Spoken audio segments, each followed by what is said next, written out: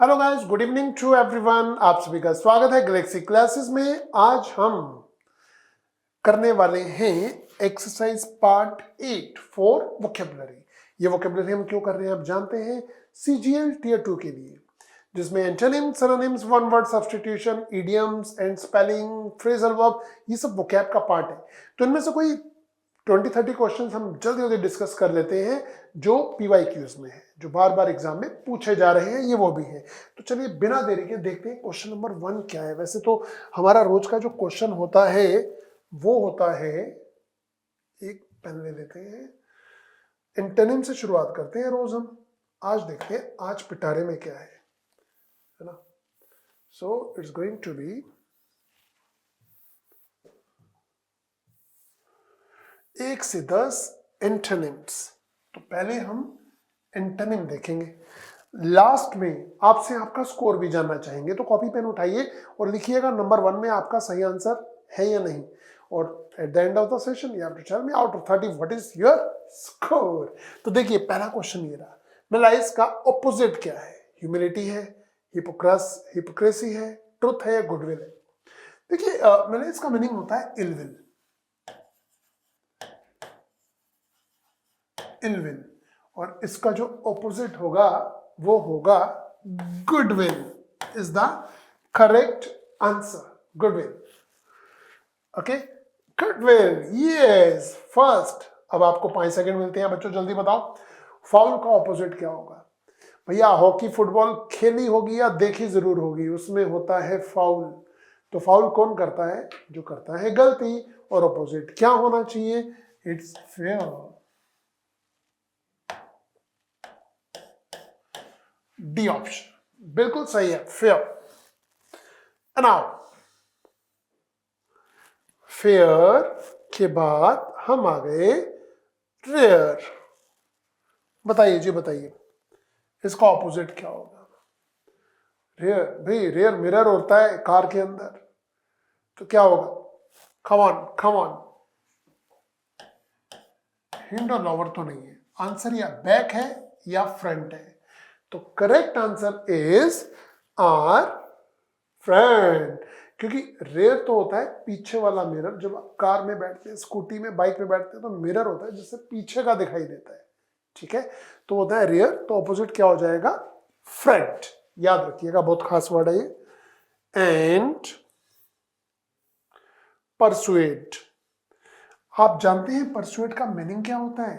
Persuade का meaning होता है किसी को मनाना। ओके, तो इसका ऑपोजिट क्या होता है? इम्प्रेस बिल्कुल नहीं होता। इंड्यूस तो किसी को, ये तो इसका सिनोनिम हो जाएगा एक तरीके से। परवेड होता है फैला हुआ, तो डिसुएड इज द करेक्ट आंसर। डिसुएड का मीनिंग होता है हतोत्साहित करना, किसी को डिस्करेज करना या ना मनाना। हमने क्लास में इन सब वर्ड्स को आपको पढ़ाया हुआ है। डिसुएड, एमर्ज, एमर्ज का ऑपोजिट बताइए। देखिए एमर्ज का यहां मुझे एक सिनोनिम दिखाई दे रहा है, एमर्स, एमर्जिंग, एमर्जेस सुना होगा आपने, अपनी जीएस में पढ़ा होगा। अपीयर तो इसका हो गया सिनोनिम। अनाउंस होता है किसी चीज को आप अनाउंस कर रहे हैं, नो। सरफेस तो जगह से संबंधित है। Disappear is the correct answer, disappear. Fine, तो डिसअपियर। मेलो का ऑपोजिट बताइए। Do you know the meaning of मेलो?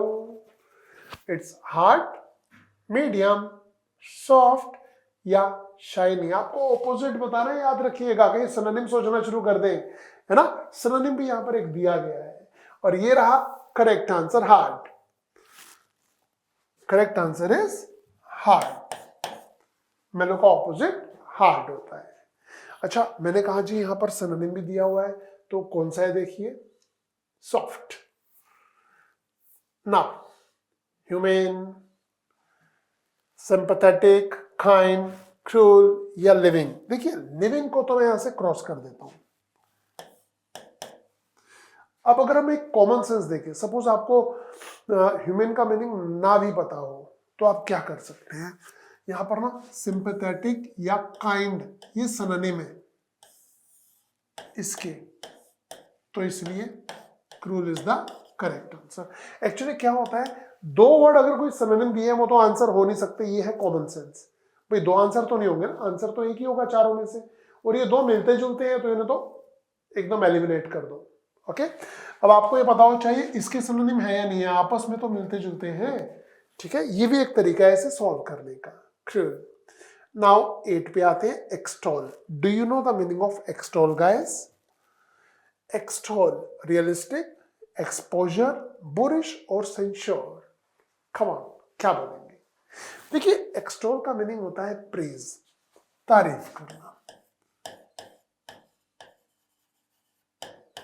प्रेज, रियलिस्टिक, एक्सपोजर नहीं, censure is the correct answer.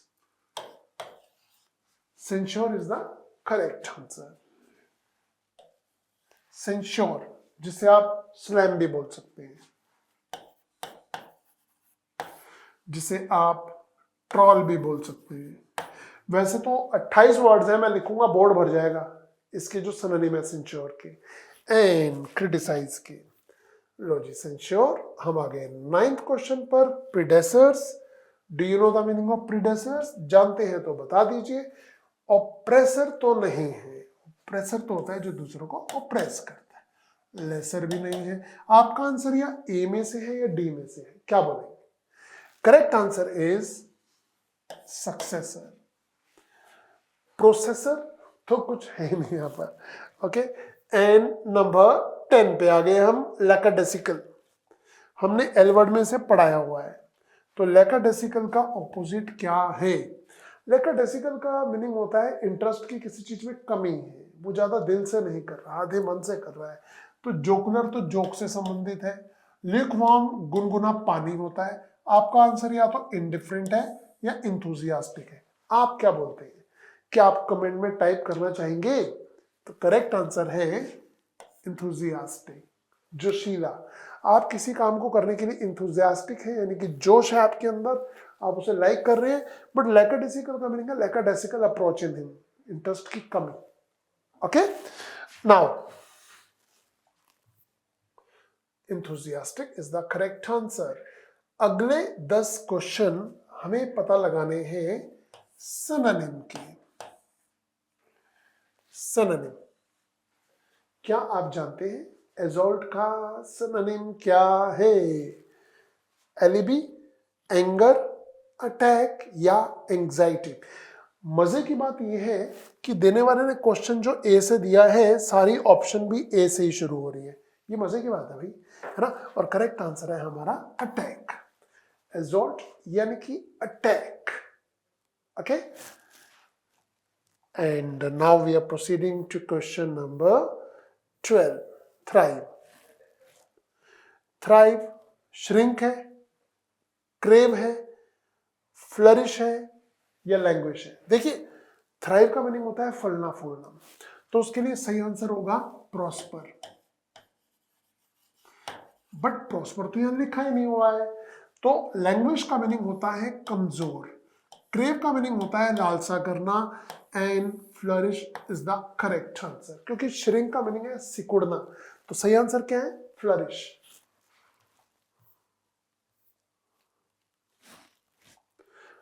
अब आ गए हम अगले वर्ड पर, word number 13। So it's going to be solemn. Furious है, सीरियस है, इग्नोरेंट है या ऑर्डिनरी है? देखिए, ये जो सोलोमन है ना, ये है गंभीर।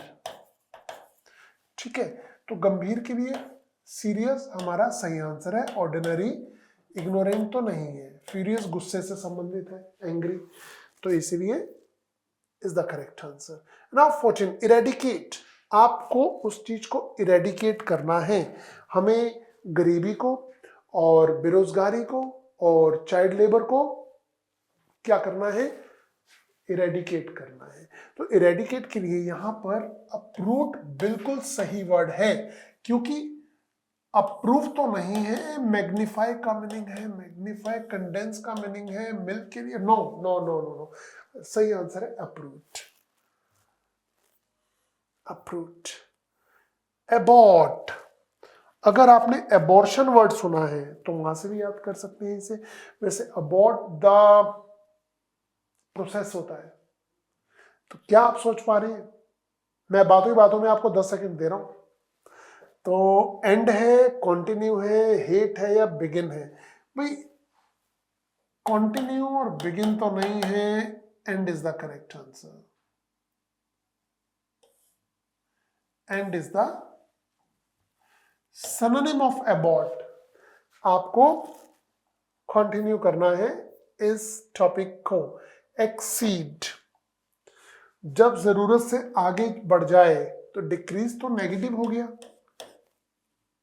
इंप्रूव, डिक्लाइन भी नेगेटिव हो गया, सरप्लस या इंप्रूव। आपका आंसर सी है या बी है? कम ऑन गाइस, पता लगाइए, सी या बी, क्या बोलते हैं आप? Yes yes yes, and the correct answer is surpass, exceed, जरूरत से ज्यादा, सरप्लस हो गया। नाउ सरप्लस 17 पे आ गए हैं, relief.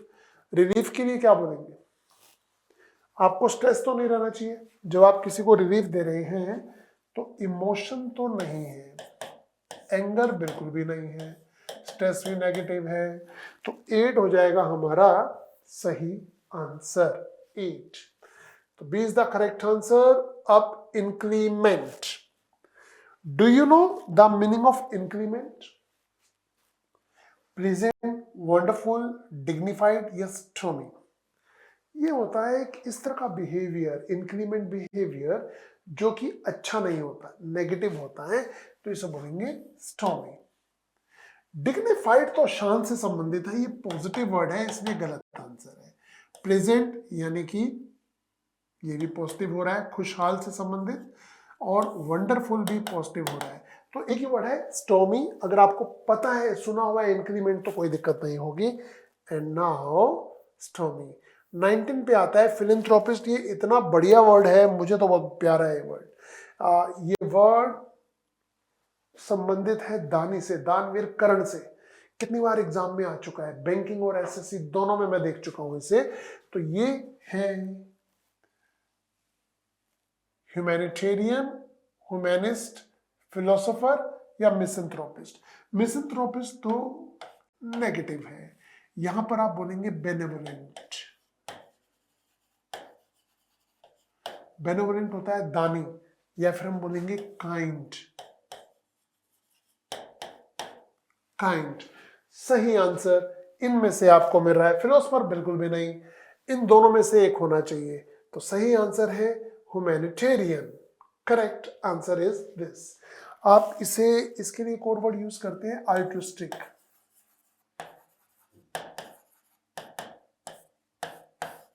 Altruistic is also the correct answer, correct synonym for this. And 20 number पे आए थे impoverished। कौन होता है? ये तो गरीब होता है यार, ये तो बहुत सिंपल है। यहां आप कर दो penniless, generous, spendthrift या wealthy नहीं है। ओके, आपका स्कोर 10 में से क्या है, एक तो हमें ये बताइए। और अब हम आ रहे हैं अगले प्रश्न पर। ये आपका स्कोर है जी, आपको बताना है मुझे कि 10 में से आपका स्कोर क्या है। एंटोनिम, सिनोनिम हो चुका है। रोज की तरह हमारा तीसरा पार्ट आ रहा है अब, ये है 21 से 30 तक हमारे वन वर्ड सब्स्टिट्यूशन। तो आपको बताना है इसमें वन वर्ड में टू राइज इन वैल्यू को क्या कहते हैं। एनलार्ज, एक्सटेंड, डेप्रिशिएट या appreciate. The correct answer is appreciate. जब किसी चीज की वैल्यू बढ़ जाती है, आपने कोई प्लॉट लिया, कोई मकान लिया, कोई फ्लोर लिया, फार्म हाउस या दुकान ली, और उसका प्राइस बढ़ गया, तो उसे कहते हैं एप्रिसिएशन मिला है। और कम हो जाए तो डेप्रिसिएशन। जैसे कि कार या कोई और प्रॉपर्टी, ऐसी कोई संपत्ति आपकी है, कार हो सकती है, बाइक या स्कूटी हो सकती है, उसकी वैल्यू बढ़ती नहीं, कम होती है ज्यादातर, तो उसमें डेप्रिशिएट इसका ऑपोजिट हो जाता है। Appreciate is the correct answer here. And now to brighten up with lights को क्या बोलेंगे? इन्फ्यूरिएट, इलूसिडेट, इलस्ट्रेट या इल्यूमिनेट। करेक्ट आंसर है इल्यूमिनेट। इल्यूमिनेट का मीनिंग होता है जगमगाना, एनलाइटन करना। एंड इलस्ट्रेट का मीनिंग तो होता है एग्जाम्पल देना। इन्फीरिएट का मीनिंग होता है गुस्सा दिलाना। इलूसिडेट का मीनिंग होता है व्यक्त करना, बताना। ठीक है, and now illuminate. 23rd question पे आ गए हैं हम। पर्सन और एनिमल लिविंग ऑन अनदर, जो किसी दूसरे पर डिपेंड रहता है उसे क्या बोलते हैं? हायर, प्यूपिल, सक्सेसर या पैरासाइट। यहां मैं एक और वर्ड यूज करूंगा। यहां एक और वर्ड यूज होता है, वो है ड्रोन। तो इसके लिए सही आंसर है parasite. Parasite is the correct answer. Parasite.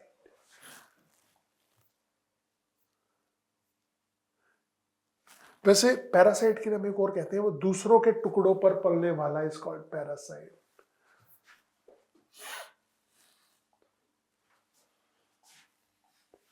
Central character in story और प्ले इज कॉल्ड, जो किसी भी स्टोरी या नाटक का जो हीरो होता है उसे क्या बोलते हैं?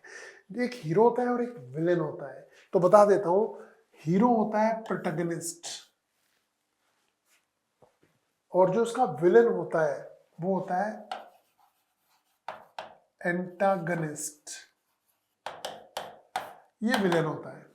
तो हमसे पूछा गया है protagonist, the hero of the story और अ प्ले और ड्रामा इज कॉल्ड प्रोटैगनिस्ट।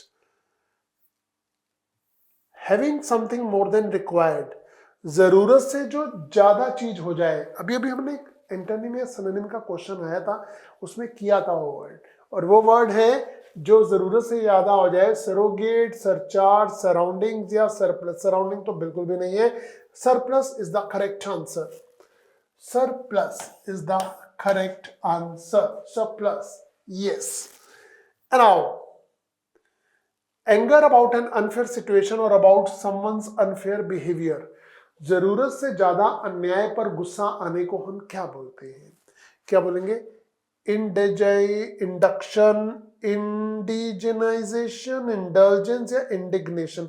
वही मैंने आपको आई के वर्ड में पढ़ाया हुआ है, वो होता है indignation is the correct answer. Indignation. 26 के बाद 27. A building where grain is kept or stored, जहां पर अनाज को रखा जाता है। तो भैया ग्रीनरी नहीं कहते, ग्रैंड स्टैंड भी नहीं कहते, ग्रेड तो होता है कद्दूकस करना। तो सही आंसर है ग्रेनरी। ग्रेन को जहां पर स्टोर करते हैं उसे ग्रेनरी बोलते हैं। Okay. 28. Working very hard and very carefully is called what? Dilatory, diligent, indulgent या indigent? भाई indigent तो होता है गरीब, indulgent ना। dilatory होता है lazy, diligent is the correct answer. Delhi के जेंट्स diligent मेहनती होते हैं, and diligent. Now 29 number. Causing great damage और सफरिंग, बहुत ज्यादा किसी चीज को डैमेज या सफरिंग से जुड़ा हुआ वर्ड चाज्म तो नहीं है, कैटाटोनिक भी नहीं है, कैटास्ट्रोफिक है, इज द करेक्ट आंसर।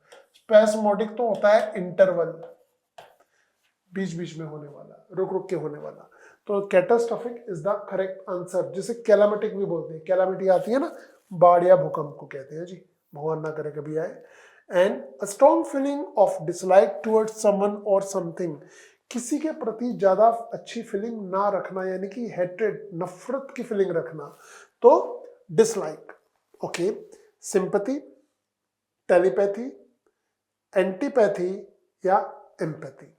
देखिए, सिंपैथी तो पॉजिटिव हो गया, जो कि करेक्ट आंसर नहीं है। टेलीपैथी का मीनिंग होता है आत्मतरंग, ये भी सही आंसर नहीं है। आंसर या एंटीपैथी है या एम्पैथी है, and the correct answer is antipathy. Anti means always, anti is always opposite, anti national activities, ऐसे भी याद कर सकते हैं। अच्छा, अब आते हैं हम अपने